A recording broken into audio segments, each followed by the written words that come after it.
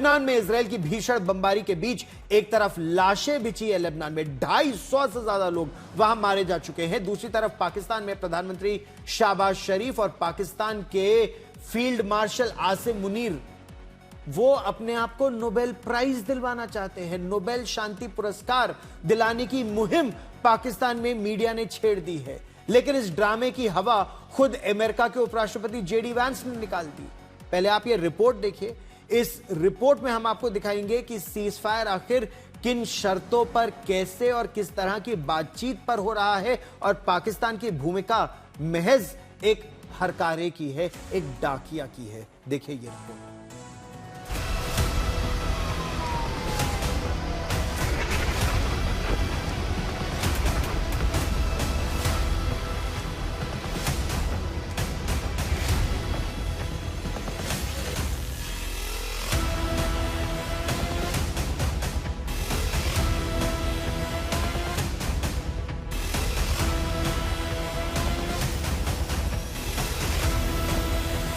I think the Iranians thought that the ceasefire included Lebanon, and it just didn't. We never made that promise. We never indicated that was going to be the case.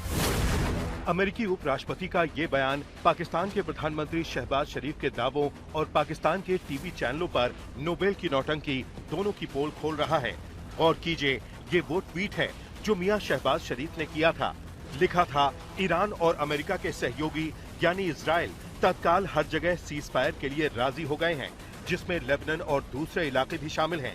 मगर जब Israel ने Lebanon में Hezbollah के ठिकानों पर 10 minute में 100 से ज्यादा बम गिराए और 254 लोग मारे गए, तो बारूदी धमाके में सीज फायर को लेकर शहबाज के दावों के चीथड़े उड़ गए। सबसे बड़ा तमाचा तो खुद अमेरिकी उपराष्ट्रपति ने ये कहकर जड़ दिया कि सीज फायर में लेबनान शामिल ही नहीं है। I think the Iranians thought that the ceasefire included Lebanon, and it just didn't. We never made that promise. We never indicated that was going to be the case.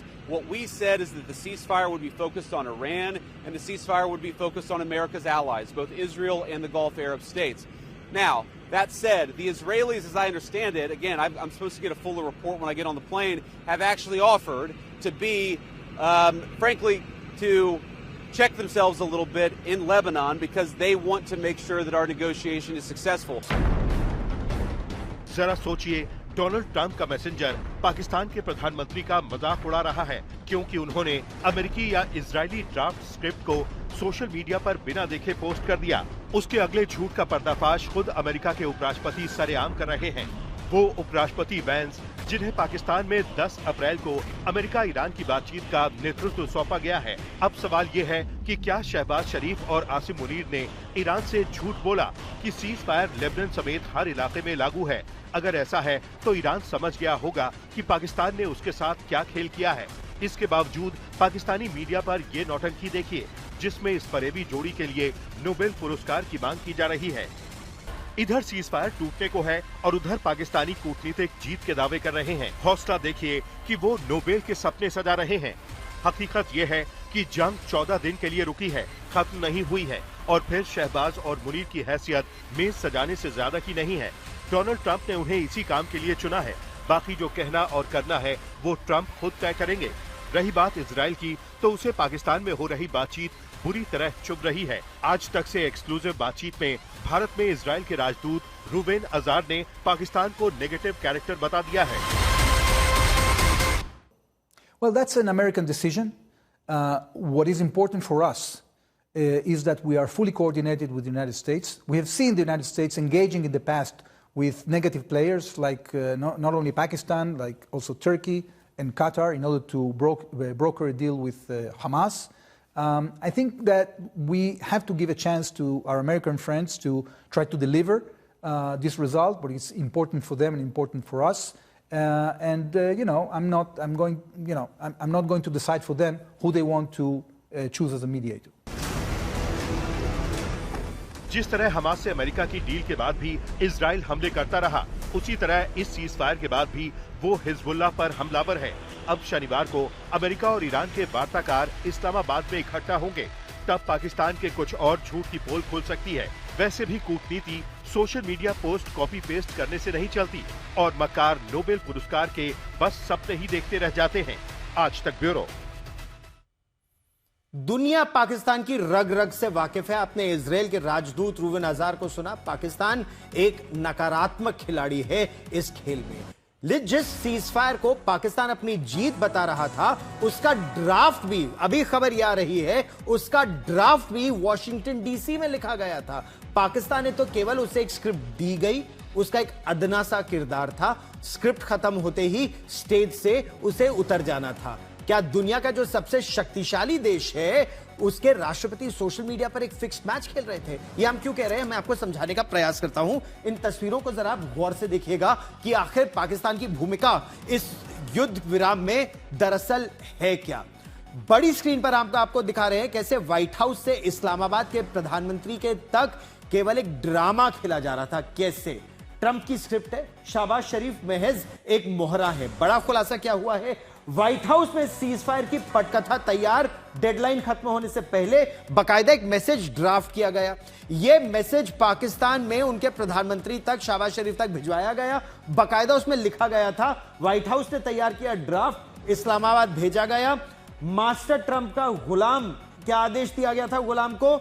केवल post करो। जी हां, पाकिस्तान को महज यही क्या कहा गया था, यह ड्राफ्ट मैसेज है, इसको पोस्ट करो। शाबाश ने दुनिया की अपील बताकर पोस्ट कर दिया, लेकिन हड़बड़ी में, देखिए नकल के लिए भी अकल चाहिए होती है, लेकिन जिसे बूट पॉलिश कहा जाता है, draft Pakistan prime ministers message on x, वो लिखित ड्राफ्ट समेत उसे पोस्ट कर दिया गया। यह हड़बड़ाहट थी अपने आप को एक अंतरराष्ट्रीय खिलाड़ी दिखाने की पाकिस्तान की। एक शब्द ड्राफ्ट से साबित हुआ कि ट्रंप के इशारे पर पाकिस्तान नाच रहा था। न्यूयॉर्क टाइम्स ने एक खबर की है, न्यूयॉर्क टाइम्स ने अपनी खबर में लिखा है कि ड्राफ्ट तो बकायदा व्हाइट हाउस में तैयार हुआ था। फिक्स्ड मैच का नतीजा, सीज फायर का ऐलान, दुनिया अब जान गई ये ट्रंप का एग्जिट प्लान था। बस पाकिस्तान को एक मोहरे के रूप में इस्तेमाल किया जा रहा था। यह बकायदा एक फिक्स्ड मैच के जरिए न्यूयॉर्क टाइम्स के मुताबिक अमेरिका कर रहा था। न्यूयॉर्क टाइम्स ने एक सनसनीखेज खुलासा किया है और इस सनसनीखेज खुलासे ने पाकिस्तान की पोल खोल दी है। नोबेल पुरस्कार पाने वाली नौटंकी से हवा निकाल दी है। नोबेल प्राइज मिलना चाहिए आसिम मुनीर को और शहबाज शरीफ को, जिसका ढोल शहबाज शरीफ पूरी दुनिया में पीट रहे थे। अब सवाल यह है कि शहबाज शरीफ से इतनी बड़ी चूक हुई कैसे, और क्या अमेरिका के उपराष्ट्रपति जेडी वैंस ने भी ट्रंप के खेल से पर्दा उठा दिया है? जेडी वैंस पाकिस्तान जाएंगे या नहीं? कहा तो जा रहा है वो जाएंगे, लेकिन ईरान की टीम पहुंचेगी? कई प्रश्न हैं। पहले देखिए ये रिपोर्ट।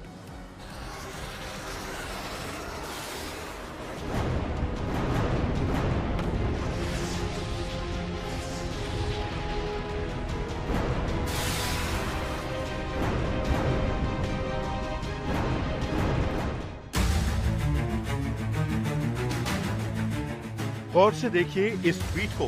पाकिस्तान के प्रधानमंत्री शहबाज शरीफ ने दुनिया को दिखाया कि वो ट्रंप से सीज फायर की अपील कर रहे हैं, लेकिन मियां शहबाज एक छोटी सी गलती कर बैठे।